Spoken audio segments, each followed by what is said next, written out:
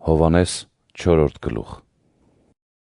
Երբ Հիսուսն իմացավ, որ փարիսեցիները լսել են, թե ինքն ավելի շատերին է աշակերտ դարձնում և մկրտում, քան Հովհաննեսը, թեպետև ոչ թե Հիսուսն ինքն էր մկրտում, այլ նրա աշակերտները, թողեց Հրեաստանը և վերստին եկավ Գալիլեա։ Եվ պետք է անցներ Սամարիայով։ Եկավ Սամարիայի մի քաղաք, որի անունն էր Սյուքար, մոտիկ այն ագարակին, որ Հակոբը տվել էր իր որդուն Հովսեփին։ Այնտեղ էր Հակոբի աղբյուրը։ Եվ ահա Հիսուսը ճանապարհից հոգնած նստեց աղբյուրի մոտ։ Կեսօրին մոտ էր։ Սամարիայից մի կին եկավ ջուր հանելու։ Հիսուսը նրան ասաց. «Ինձ խմելու ջուր տուր»։ Քանի որ նրա աշակերտները գնացել էին քաղաք ուտելիք գնելու,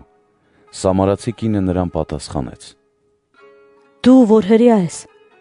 ինչպես ես ինձնից սամարացի կնոջից խմելու ջուր ուզում»։ Որովհետև հրեաները սամարացիների հետ երբեք չէին շփվում։ Հիսուսը նրան պատասխանեց ու ասաց. «Եթե միայն գիտենայիր Աստծու պարգևները, և թե ով է, որ քեզ ասում է ինձ խմելու ջուր տուր, գուցե դու ինքդ նրանից ուզեիր, և նա քեզ կենդանի ջուր կտար»։ Կինը նրան ասաց. «Տեր, սակայն դու անգամ դույլ չունես, իսկ այս ջրհորն էլ խորն է, ուրեմն կենդանի ջուր որտեղից կունենաս։ Մի՞թե դու ավելի մեծ մեկն ես, քան մեր հայր Հակոբը, որ ջրհորը մեզ է տվել և ինքը, իր որդիներն ու հոտերն էլ խմել են սրանից»։ Հիսուսը նրան պատասխանեց ու ասաց. «Ով այս ջրից խմի, նորից կծարավի, բայց ով խմի այն ջրից, որ ես եմ տալու նրան, հավիտյան չպիտի ծարավի։ Իսկ այն ջուրը, որ ես նրան տալու եմ, նրա մեջ կդառնա բխող ջրի աղբյուր հավիտենական կյանքի համար»։ Կինն ասաց նրան. «Տեր, տուր ինձ այդ ջուրը, որպեսզի չծարավեմ և այստեղ չգամ ջուր հանելու»։ Հիսուսը նրան ասաց. «Գնա, ամուսնուդ կանչիր և արի այստեղ»։ Կինը պատասխան տվեց նրան և ասաց. «Ամուսին չունեմ»։ Հիսուսը նրան ասաց. «Լավ ասացիր, թե ամուսին չունեմ, որովհետև 5 մարդ ես փոխել, և նա, որին այժմ ունես, քո ամուսինը չէ։ Այդ ճիշտ ասացիր»։ Կինը նրան ասաց. «Տեր, ինձ թվում է, թե դու մարգարե ես։ Մեր հայրերն այս լեռան վրա երկրպագություն արեցին, իսկ դուք ասում եք, թե միայն Երուսաղեմն է այն տեղը, որտեղ արժան է երկրպագել»։ Հիսուսը նրան ասաց. «Ով կին, հավատա ինձ, որ կգա ժամանակը, երբ ոչ այս լեռան վրա և ոչ էլ Երուսաղեմում կերկրպագեն Հորը։ Դուք երկրպագում եք նրան, ում չգիտեք, իսկ մենք երկրպագում ենք նրան, ում գիտենք, որովհետև փրկությունը հրեաներից է։ Բայց կգա ժամանակը, և արդեն իսկ է, երբ ճշմարիտ երկրպագողները կերկրպագեն Հորը հոգով և ճշմարտությամբ, քանի որ Հայրն էլ իրեն այդպիսի երկրպագողներ է ուզում։ Հոգի է Աստված, և նրան երկրպագողները պետք է հոգով ու ճշմարտությամբ երկրպագեն»։ Կինն ասաց նրան. «Գիտեմ, որ Մեսիան, Քրիստոս անվանված, պիտի գա։ Երբ գա, նա մեզ ամեն ինչ կպատմի»։ Հիսուսը նրան ասաց. «Այդ ես եմ, որ խոսում եմ քեզ հետ»։ Եվ այդ խոսքի վրա նրա աշակերտները եկան ու զարմանում էին, որ նա խոսում էր այդ կնոջ հետ, բայց նրանցից ոչ ոք չասաց, թե ինչ ես ուզում կամ ինչ ես խոսում դրա հետ։ Կինը թողեց իր սափորը և քաղաք գնաց ու ասաց մարդկանց. «Եկեք, տեսեք մի մարդու, որ ինձ ասաց այն բոլորը, ինչ արել եմ։ Արդյոք նա է Քրիստոսը»։ Քաղաքից ելան ու գալիս էին նրա մոտ։ Մինչ նրանք կգային, աշակերտներն աղաչում էին նրան ու ասում. «Ռաբի, հաց կեր»։ Իսկ նա ասաց նրանց. «Ես ուտելու կերակուր ունեմ, որ դուք չգիտեք»։ Աշակերտներն իրար մեջ ասում էին. «Արդյոք մեկը նրան ուտելու բան է բերել»։ Հիսուսը նրանց ասաց.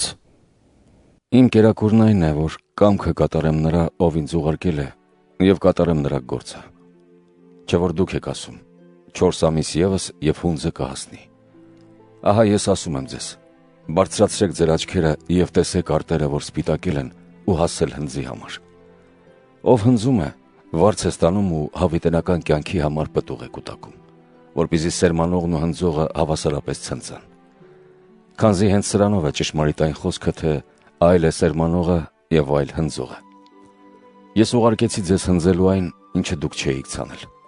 Ուրիշներն աշխատանք թափեցին, իսկ դուք նրանց վաստակի մեջ մտաք։ Եվ սամարացիների այդ քաղաքից շատերը հավատացին նրան այն կնոջ խոսքի համար, որ վկայեց, թե ինձ ասաց այն բոլորը, ինչ ես արել էի։ Իսկ երբ սամարացիները նրա մոտ եկան, աղաչում էին, որ իրենց մոտ մնա, եւ նա այնտեղ մնաց 2 օր։ Ուրիշ շատերն էլ նրան հավատացին իր խոսքի համար, եւ կնոջն ասում էին.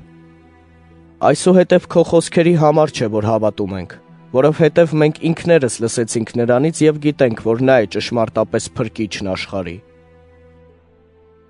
Եվ 2 օր հետո նա ելավ այնտեղից եւ գնաց Գալիլեա։ Թեև Հիսուսն ինքն իսկ վկայել էր, թե մարգարեն իր գավառում պատիվ չունի, բայց երբ Գալիլեա եկավ, գալիլեացիները նրան ընդունեցին, որովհետև նրանք ևս տեսել էին այն բոլոր նշանները, որ նա արեց Երուսաղեմում տոնի օրը, քանի որ նրանք էլ էին եկել տոնին։ Հիսուսը դարձյալ եկավ Գալիլեայի Կանա քաղաքը, որտեղ ջուրը գինու էր վերածել, եւ այնտեղ էր մնում։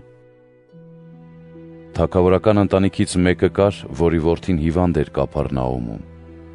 Երբ նա լսեց, թե Հիսուսը Հրեաստանից Գալիլեա է եկել,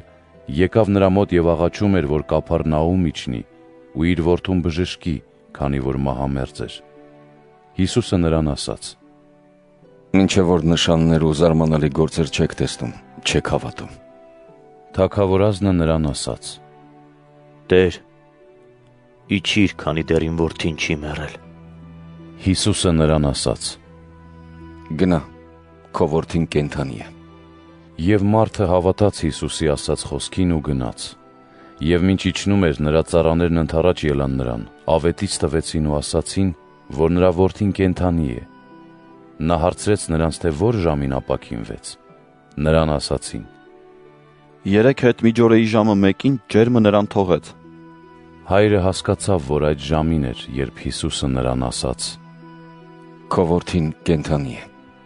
Եվ հավատացին ինքն ու իր ամբողջ ընտանիքը։ Այս դարձյալ երկրորդ նշանն էր, որ արեց Հիսուսը Հրեաստանից Գալիլեա գալուց հետո։